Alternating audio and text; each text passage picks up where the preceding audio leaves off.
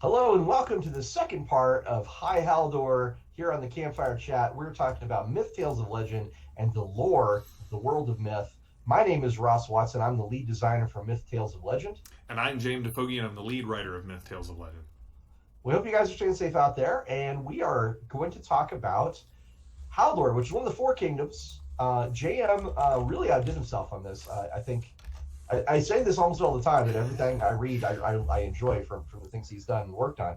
And of course, he's building on the foundation that Keith and Yes. Brian, the original creators of Myth, put together for us. But we last episode we commented on Farron Rock, which is probably one of the central features of Haldor and some of the other areas around it. But for Haldor, you can't get away from High Haldor. Now, High Haldor is the central feature of this kingdom. It is the thing that you think about when you think about Haldor. Yeah. So tell the viewers and myself, what is High Haldor? What was it, and what is it now? So High Haldor used to be the capital of Ildar, which was Orcian's great nation, that he forged in the Age of Steel. It is now. I use the example of Rome. I think that it's even more abandoned than Rome, than Rome the city, as opposed the analog to Rome after the Visigoths came through is perfect for Haldor, but High Haldor is this. It's one of Camelot, right? I mean, it's it's this once great seat of shining hope that is now right. It's basically the area where all of the tribes of Haldor they'll meet every so often. They do all of it's their sacred ground, right? No bloodshed. The chiefs of tribes are elected here. You have the Grand Meet, which is the large plaza that kind of serves as a market. So there's always people there, but no one truly lives there, save for the wizened ones. And it's okay. So it's still it's a bunch of ruins. Mm-hmm. Like if I look at it on the horizon, I'm seeing, broken walls, the tops of buildings that have collapsed. And not only is it ruined, but it's been inhabited by nomadic peoples for many generations. So it's kind of hey, where are we going to put our herds? No, knock that building down. That's going to be our new pen. Oh, all right. So much of the new structures of High Haldor are very clearly repurposed rubble and ruins and old structures that they've sort of built up on there, save for Orcian's walls. Orcian's walls still are mostly standing. They say that Orcian raised these walls in a single night through magic. They kind of seamlessly merge back into the mountains, almost as if they were drawn forth from there. No one knows whether it was sorcery, whether it was some unknown technological thing, whether the dwarves helped him, and it's just. Well, dwarven stuff lasts longer than human stuff, the buildings on the inside. But the walls are, I would say, mostly still intact. But the city is as you said, ruined. And so they have had the tribes of Haldor, they treat this as their holy ground. Mm-hmm. For 5 generations, there has been no bloodshed here. Yes. That's pretty impressive. It is, and it basically means that game masters, whenever you go to High Haldor, that's probably when that run is most likely going to end.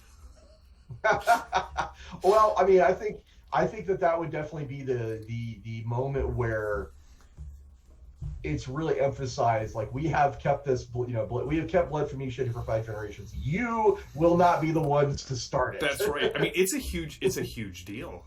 Yeah. And they meet. The tribes have a grand meeting there twice a year. On equinoxes, and they go to the plaza, the great large plaza in the center of the city, and this is where they kind of have their this is their Super Bowl. This is their political the moment where they all like kind of gossip and talk and great decisions are made and things of that nature. No, and I like the idea of like this is where the tribes sort of bloodlessly compete against each other. Like, hey, the Grassbrands say that they want some of our territory, so we've brought forth these two champions to do the wrestling in front of everyone. Okay, who wins? Do the territory markers change? And when they say bloodshed, they probably mean killing. Like, I'm sure somebody got a bloody nose or a skin. Right. No, like purposeful, when they say bloodshed, violent. Yeah. They mean like that dude is dead. Yeah. like you could probably make an argument for it. No, it's fine. Just like just a flesh wound. Yeah, it's fine. It's technically not bloodshed. Little blood, maybe, but not like lifeblood. Right. And so the guys who rule all the tribes in a council, I've noticed there's a lot of councils in Myth.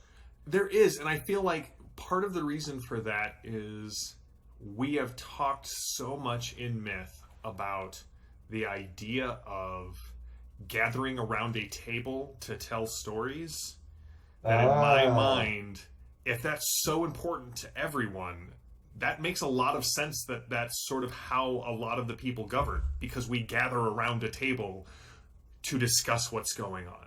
Except for the tyrant. He does not do that. No, except for the tyrant. He does not do that. Orcian didn't do that. Orcian, Hearn was sort of, didn't do that, yeah. There's certain rulers, the Rat King doesn't do that either. No. There's certain rulers that definitely have done away with the idea of councils. But according to this, the tribes of High Haldor have a council, and that council is made up of these guys called the Wizened Ones. And these are guys who have reached 48 years old or more. Yep. As if you are a man or a woman, gray beards. Yeah. Gray beard. Yeah, gray beards, gray hair. If you make it to 48, you get to go sit on the council. Now, the flip side of that is there are only 16 Wizened Ones on the council right now, which should let you kind of know what life in Haldor is like. Yeah.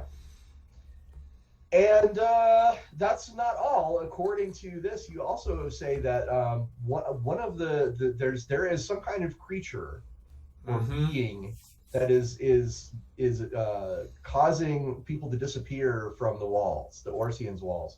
They call it the ghost in the walls, which is some sort of being possibly from the Age of Legend. We don't know.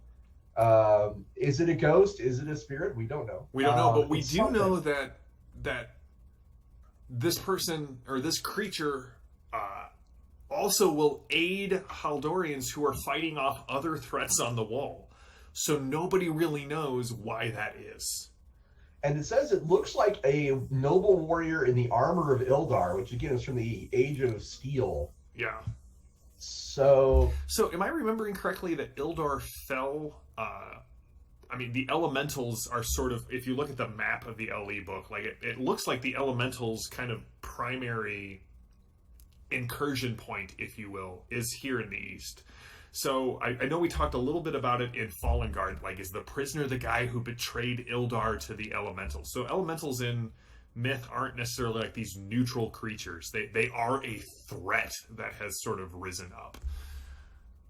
That's a really interesting idea. I like the idea that maybe we should mention that in the section about the prisoner, that possibly he is some kind of historical figure. Yeah, I think I mentioned it. Is he the guy who is the prisoner the person who slew Hearn, or is he the one who betrayed Ildar to the elementals or burned Blackwall to the ground? Like we do leave a lot of just like, we expand the world, but as Ross said, I really feel like I'm standing on the shoulder of giants. Like, Brian and Keith did an amazing job putting the Myth world together. And so part of my job, I feel, as the writer, is to flesh out some of it and then just, attach some hooks to the setting and say, cool. Now, we don't need to spell out everything. I'm just like, oh, that's an interesting idea. So what crime, who knows? But that was, if you want to know more about the prisoner, go check out the last week. He's in Fallen Guard, which is in the first part of the Haldor episodes, which was last week. All right. So we talked about High Haldor. Let's move on to the next part, which is about Riverthorn, which is a nice little milling village, little industrious town.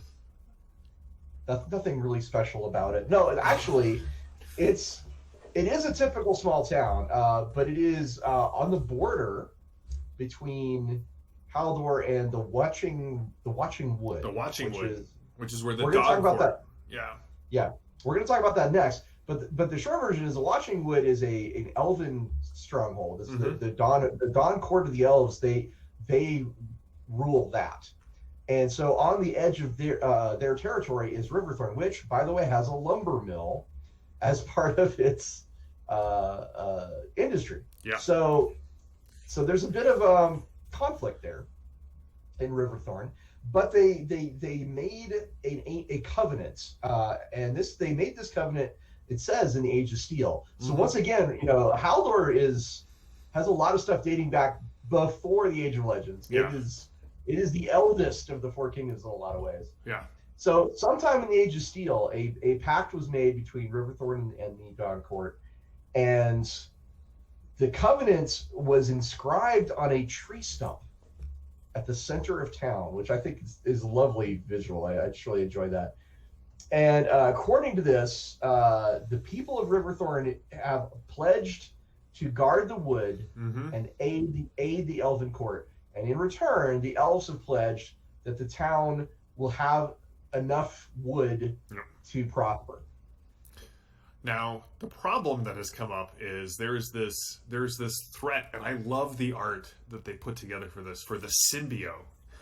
It is basically like nature corrupted by the darkness, and it infects people and turns them into something else. And this threat is not just for the elves of the Watching Wood, but now anybody who goes into the Thorn, out from Riverthorn into the woods, and Riverthorn has to protect, so that the covenant continues. They have to help defend against this.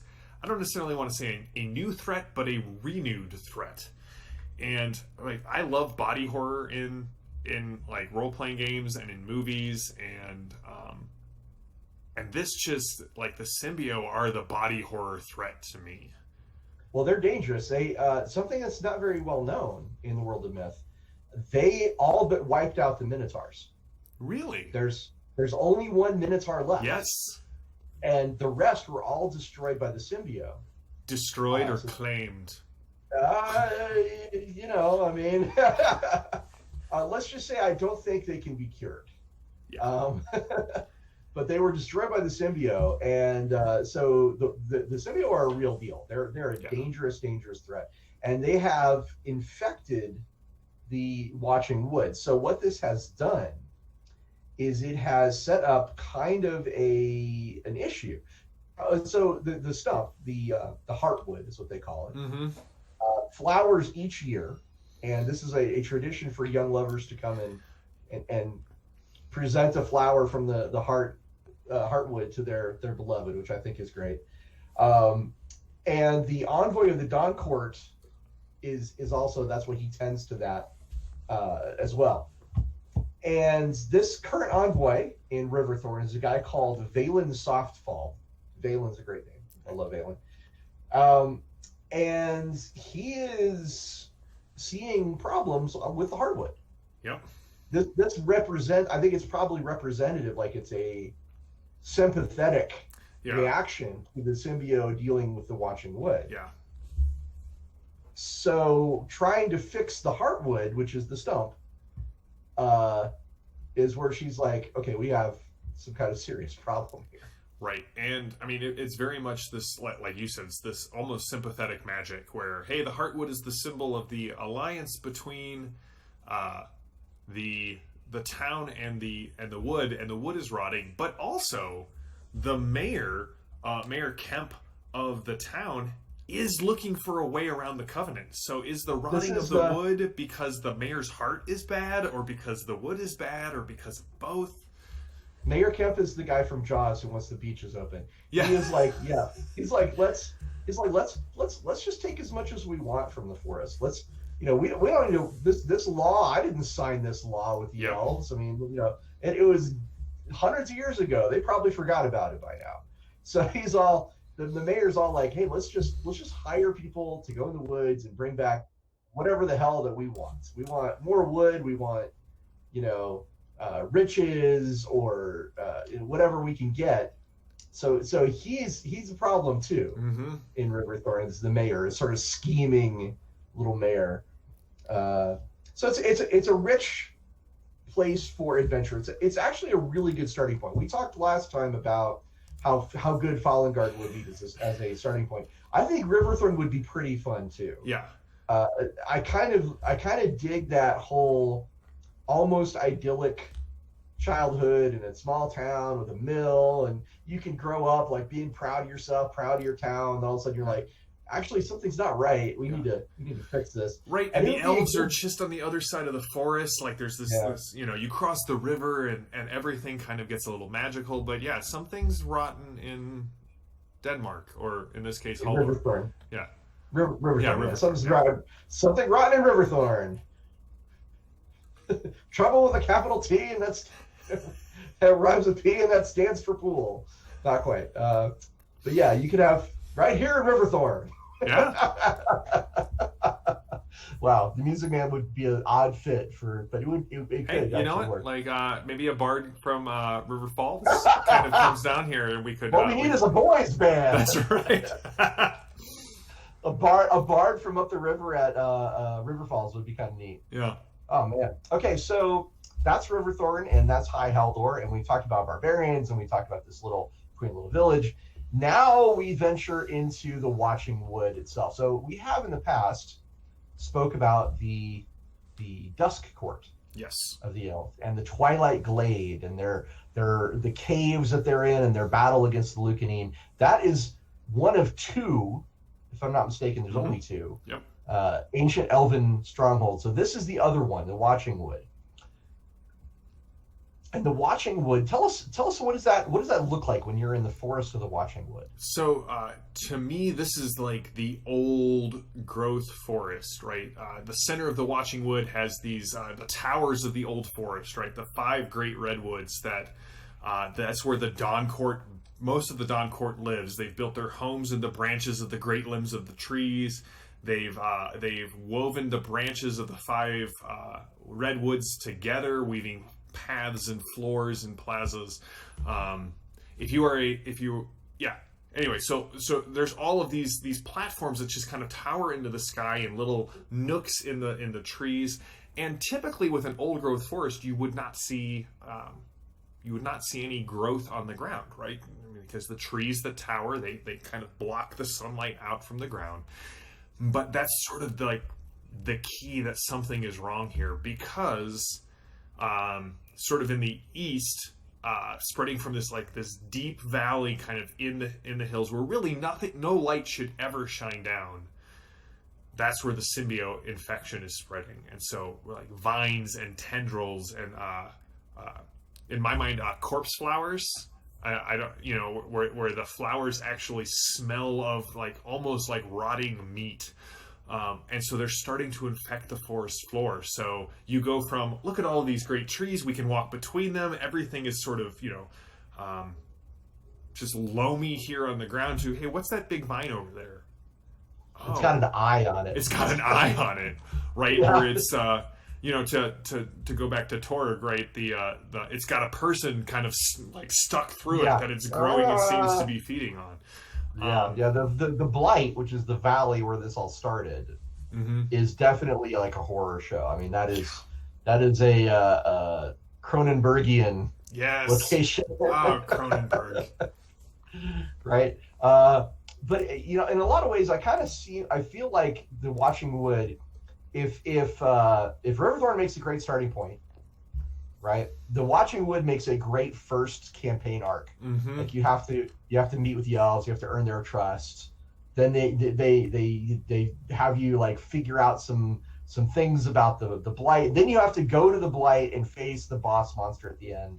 And if you succeed at all that, maybe you can save the Watching Wood and at the same time save Riverthorn.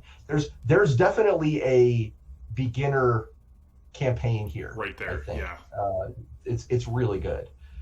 So we've talked about Symbio, we've talked about the Blight, we've talked about the towers. We have some leaders here. You have to deal with Amelin Lightrunner. She is what's called an outrunner. Really? She's Light Runner the Outrunner? Okay. She's one of the scouts of the Dawn Court. And she is just like the one most commonly going to encounter heroes and adventurers because she's very friendly and sort of running around in that area. And then the guy in charge of the defense of the towers is New Leaf, who is a Spriggan. And he's got a very powerful voice. Yeah, he's also not particularly feeling like he's gonna survive if the blight moves on. So he's got to be a soldier, right? I imagine he's a Spriggan soldier.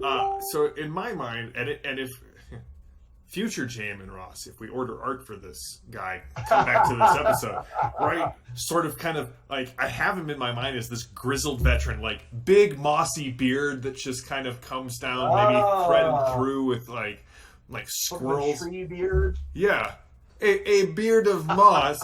But he's the legally distinct. Legally distinct. No, but I think he's definitely he's got the large, powerful, booming voice. He's probably the one who is always like creaking when he gets up. I'm too old for this.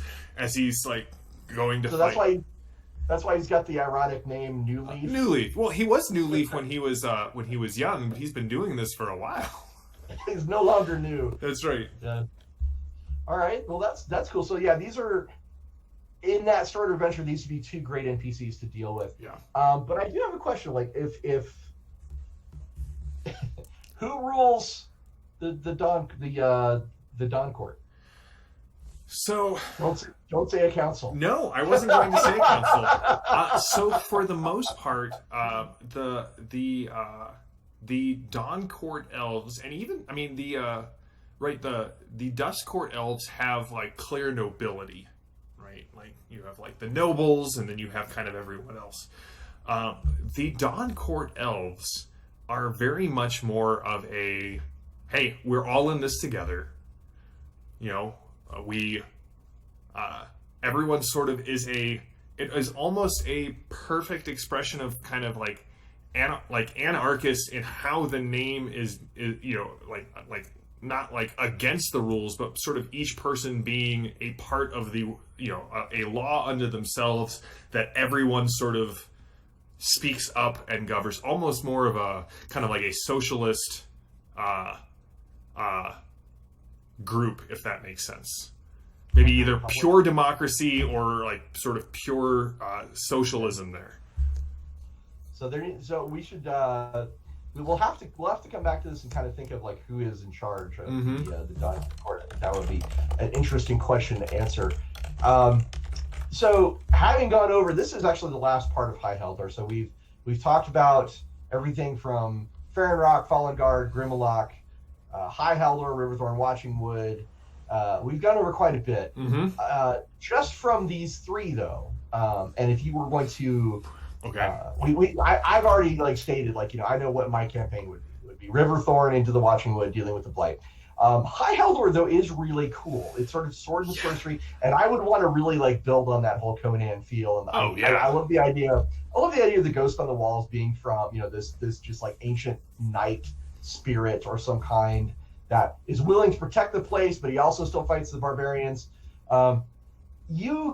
There's a lot of role playing that could happen in High Haldor. There's the Grand Need itself, or the Wizened Ones, or the idea that there's no bloodshed, or there's quite a few things you could discuss. Like if you wanted to round up all the tribes to fight the darkness, or something along those lines. But this does strike me as not an early game kind of place. Like I don't know if I would want to start a game on High Haldor. I think I might want to build it up over time and say like, you've heard of High Haldor. This is the place. And then when you get there, be the big reveal of now you're in High Haldor. Right. Nobody really like we said, more people visit High Haldor than actually live there. I like that idea of having it sort of like second or third or fourth arc of a campaign where, hey, we have to go to High Haldor for this reason, and it should be a big reason, right? This isn't just the meeting place of the Haldorian tribes. This was is probably like the saddest thing for me to be writing about in Myth. But this was the seat of Ildar and Orcian the Great, and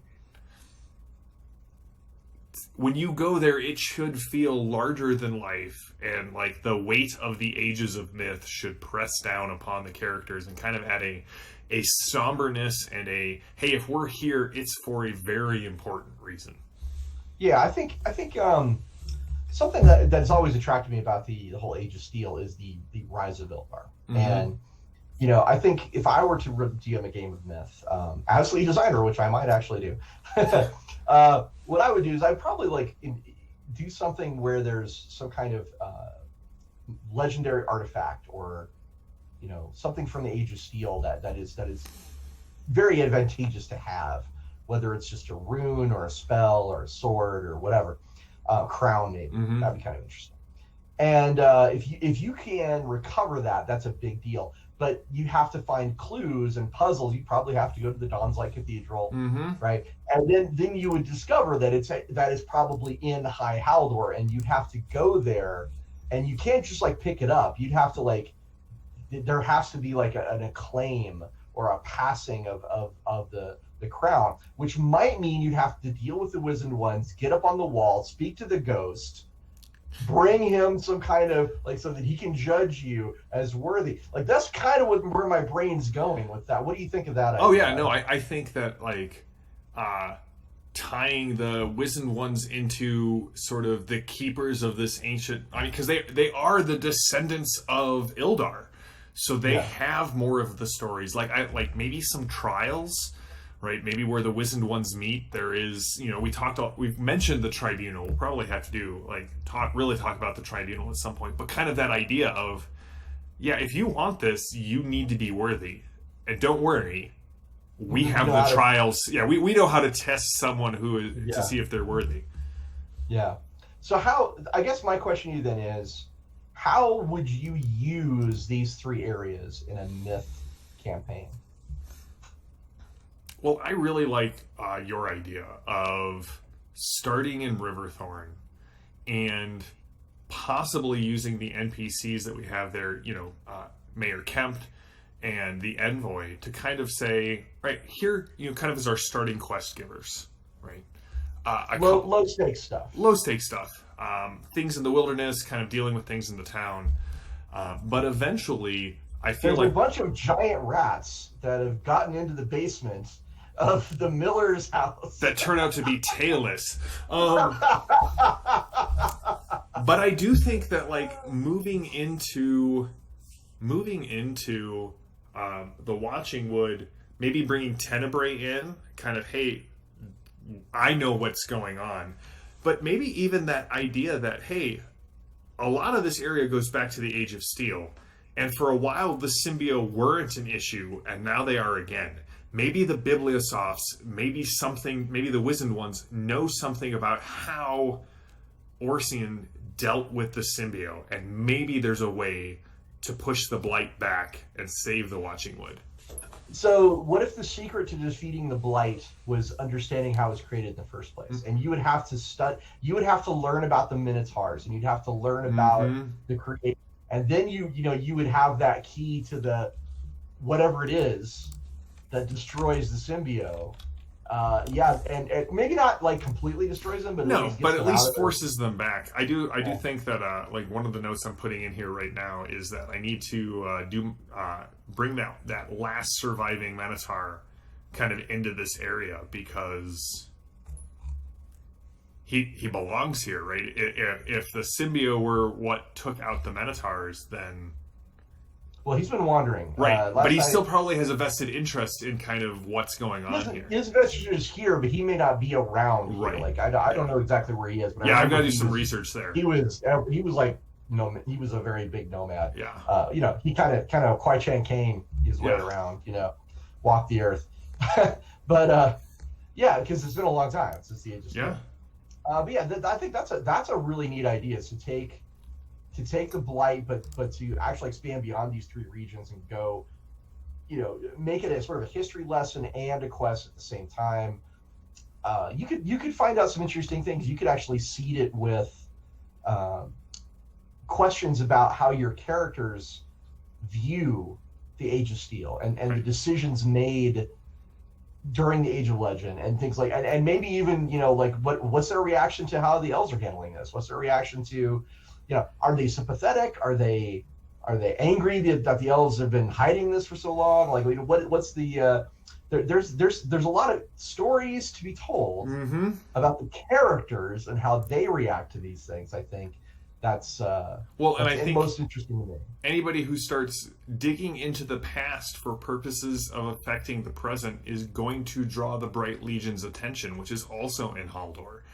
Yeah, well, they're in Farron Rock, yeah. So yeah, that's true. Wow, you could this doesn't have to be a starting adventure campaign. It could be a big. This could be a long big campaign. Sweeping, yeah.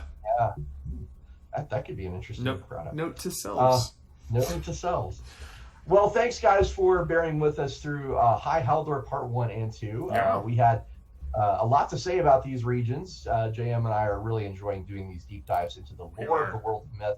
If you want to see us also talk about the World of Myth, we'll be on Ulysses Con in about, I think, a week from when you see this, the 25th and the 26th, or sorry, 24th and 25th of July. And we'll be on a panel about Myth, Tales, of Legend, and we'll be on a panel about the lore of Myth.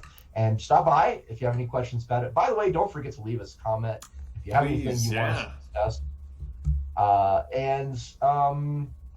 Also, there's a lot of great stuff on the Ulysses channel. Stuff about Aventuria, Myth, Tales of Legends, or sorry, Myth, Dawn of Heroes, which is the board game. We have Fading Suns, and we have The Dark Eye, and we have Torque Eternity, which are all really great things going on. JM is running some live action, some streaming games, if you will, of some of these. I am very lucky to be in one called The Four Horsemen. Oh man, The Four Horsemen's such a great game. Like, just such a great game. You guys should go check it out. Fading Suns game is great as well, which I run the same night that these Campfire chats premiere. But the Four Horsemen game, that tension just keeps ratcheting up. It keeps going up. So until next time, I keep telling stories.